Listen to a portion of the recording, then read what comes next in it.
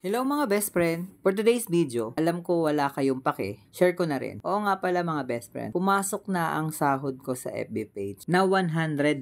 Kaya ito mga best friend, pinagawa ko yung baba ng bahay ni mama. Gagawin ko itong kwarto para sa ganun, makapag-content ako ng mga mukbang o kaya kahit ano dito sa bahay sa bagong silang. Kung saan dito ako lumaki, oo nga pala mga best friend, magpapasalamat pala ako sa inyo at sa mga scratch it, sa mga tao na nanonood ng aking video at sa scratch it kasi dahil sa scratch it, viewers ang nanonood ng video. So ito na nga mga best friend, andito ako sa bagong silang sa 7-Eleven sa harap ng bagong silang high school. So kunin ko na yung aking sahod sa Facebook or sa FB page kasi nga umabot na tayo ng $100 kasi pag $100 makukuha mo na o papasok na siya sa bangko mo. Kaya ito nga pala pinabagbag ko na o pinabasag ko na yung dati naming ginagawang parking para doon ako magtatayo ng aking kwarto. Yan. Syempre mga ka-best friend, so ito na nga, yung nakuha ko na yung pera at syempre yan na pinakita ko na, dadalhin ko nga pala ito doon sa may phase 1, doon sa may Jessen. Doon kasi bumibili ng mga construction supply. Yan, ito yung harap ng Jessen. So dito kami kumukuha na pinakamura kasi talaga dito mga best friend. So ito nagtatanong na nga ako. 100 na. Tapos magkano one na bang?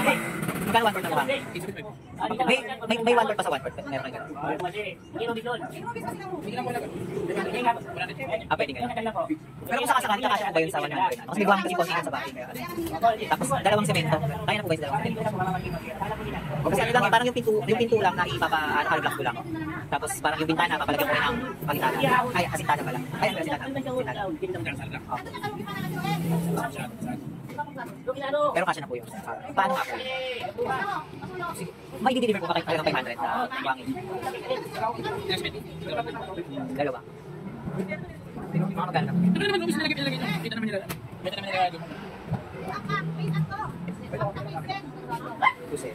Pero deliver na po kayo.